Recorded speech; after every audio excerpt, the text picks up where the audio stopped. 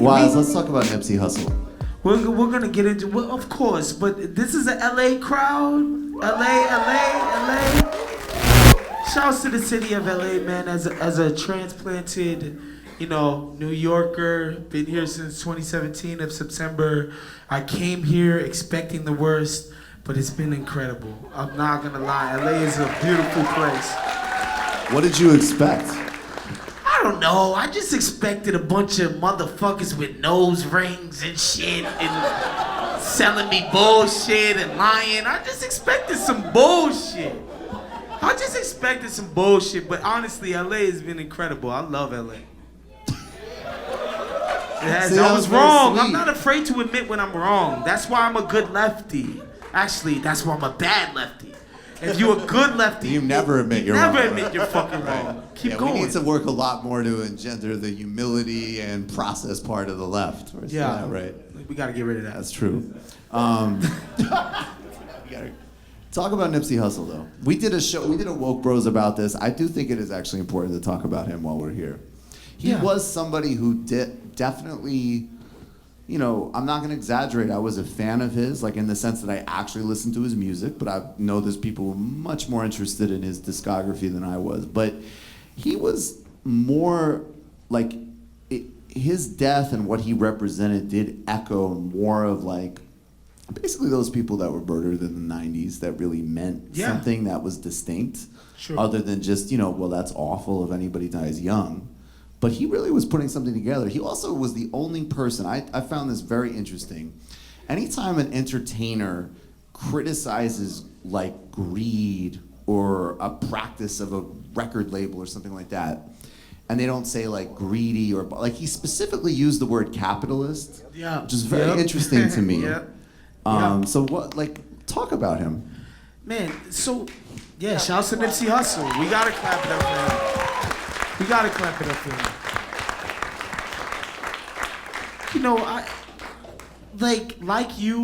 I found Nipsey Hussle's music only last year, February, when his first major record label album dropped, Victory Lap.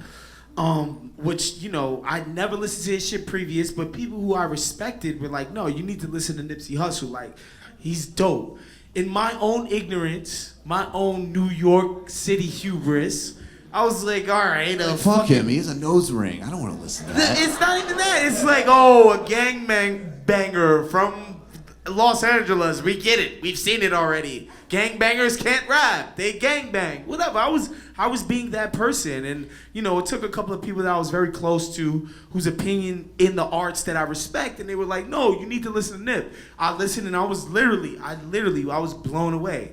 Like, just the guy's clarity of message, his clarity of vision. It is just clarity. When I listened to his music, you understood what he was trying to achieve. Like, literally, he put it there for you, right in your face. Like, I want to get money, yes, but I want to reinvest in my neighborhood, not because, I want to make more money. No, it's like I want the people from where I'm from to understand that nice things aren't reserved for everybody else. We deserve nice things too. And that was his message in his songs, right? And a lot of times as a rap fan, I've been listening to rap long enough to know that's nice. A lot of times that is the message in your song. But this guy was putting it in his works. Like out in the world, his deeds reflected that, right? Like everything he did was about empowering the people from where he came from. And, everybody in this room, like, we're in a position enough that where we could show up to a live podcast, have fun, go home, not worry about a goddamn thing. We ain't got to worry about a motherfucker that we know maybe getting shot, maybe getting robbed, maybe getting this, maybe. We don't think about those things on a day-to-day basis, let alone an hour-to-hour basis. This is the type of environment this guy's from. So to watch him do this, like actually do it, that's the part that's important, because people make music. A lot of people make music, powerful music, what they call protest music. This guy was out doing it. And so when he dies in front of his store, in his neighborhood that he grew up in, doing the works, it just hurt me because it's like, you know, I thought about my people. And when I say my people, I think about black people. It's like, it's not enough to just do something. Like, a lot of people, they get to get rich or get money or be successful. You don't gotta reach back. You can just move on with your life and your success. But when you're black, you got to reach back. Well, that's part of the wealth gap too, right? Exactly. Yeah. It's part of what we talk about. And that's why I think it's important. That's why when me and Mike talk, like, what are we gonna talk about? The reason why the Nipsey topic is important is not just because me and Mike are, you know, people who love the arts, of course, but his story is very indicative of what y'all do on TMBS every day, right? Every single day. Like, his story is a part of the story that y'all trying to tell and I'm trying to tell. That there are people who don't have it, right? And it's not because they're not smart enough. Like, and that's the thing about Nip, that it's nice now that everybody's realizing it. But like, it's not because they're not smarter. Like, nobody's smarter than Nipsey Hussle. This guy was a computer geek.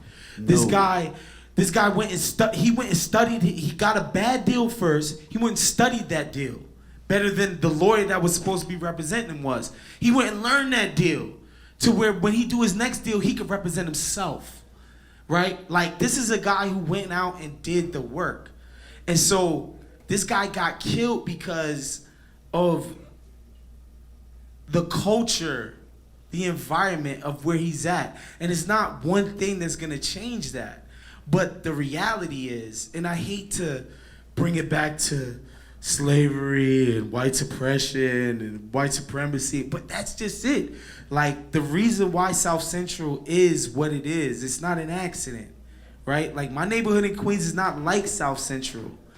It's not because these people in South Central are like special people who only act this way in this neighborhood. No, like, this is a system that bred that environment that a person from his own neighborhood could look at him as a person like, you know, and I was telling people, I was like, you know, when Nip died, I look at it as like how the cops look at it, right? You kill a cop, it's like, not only did you kill my homie, you killing somebody who is supposed to be doing the deeds.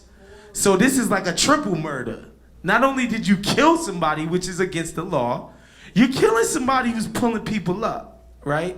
And so the environment that allows for, you know, I don't know this dude that killed, I don't know anything about him.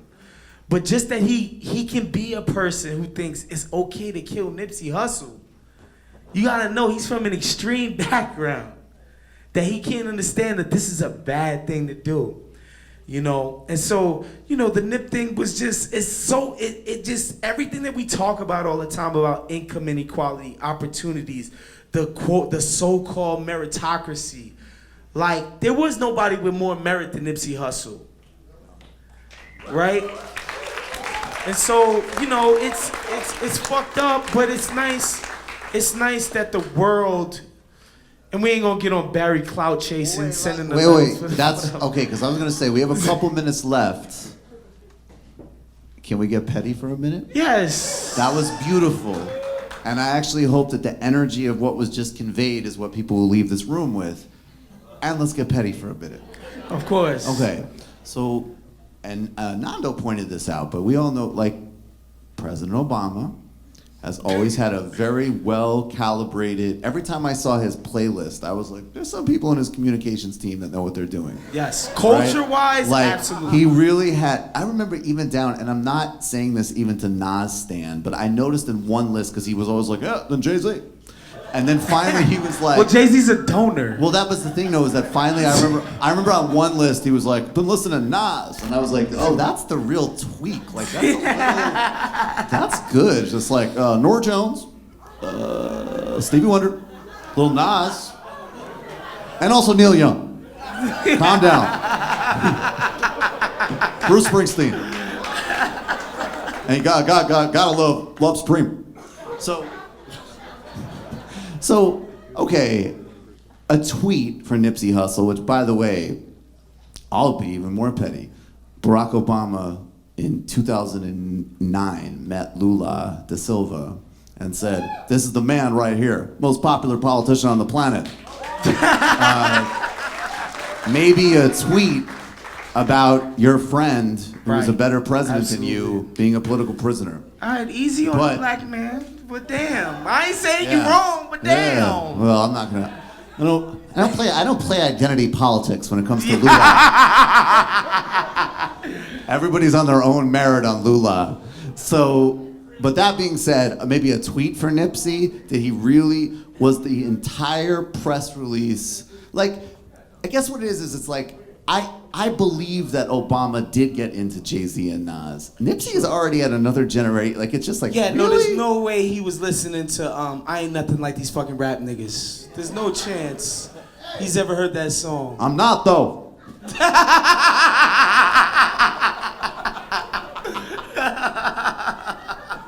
Yo, chill. No, you know, whatever. Barry, his media savvy, it can be looked at two ways, right? It's like, at least he's smart enough to do it. But you can look at it in a cynical fashion, like, Jesus, bro. You really sent a letter, signed, sealed, delivered to Nipsey Hussle service? It felt like, damn, this shit popping right now. Send one of those things over there. That's what it felt like, you know. But again, to me, and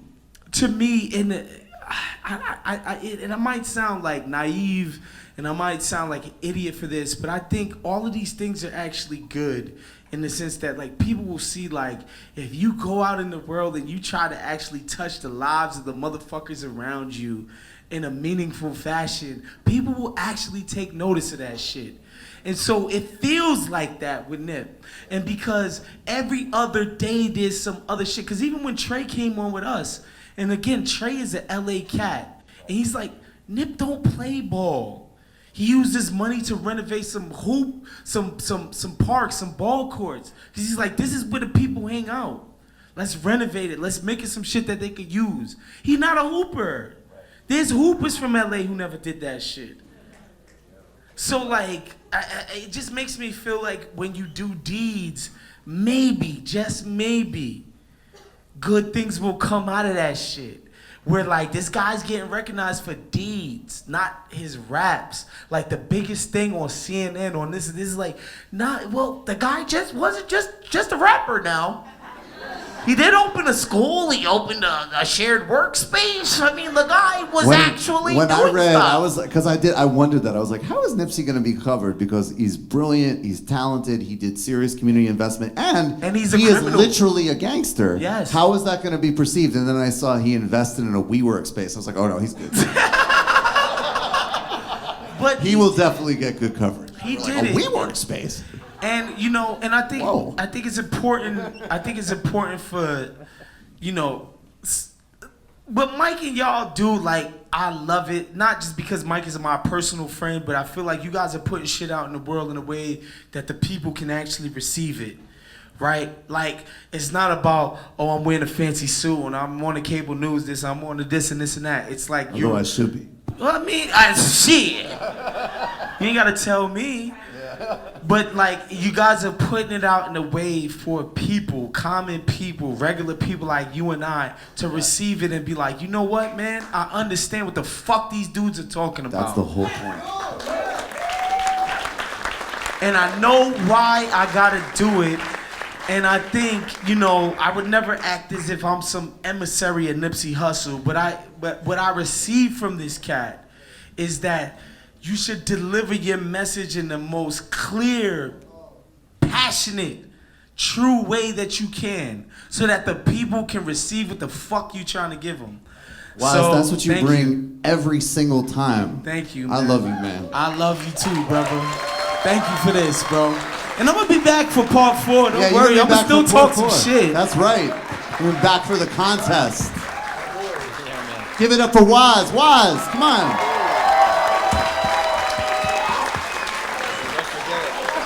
Don't forget that.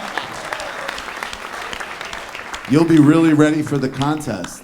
You've just watched a Michael Brooks show video, and you can watch all of our full main live shows every Tuesday night at around 7 p.m. Eastern Time, and subscribe to get all of the clips you want. We're covering the globe. We're focusing on international relations, the intellectual dark web. We're having fun. We're doing deep dives with a lot of amazing guests. Of course, become a patron for the whole thing at patreon.com/TMBS, or subscribe to this YouTube channel and help us keep growing and get that content out there. Subscribe below.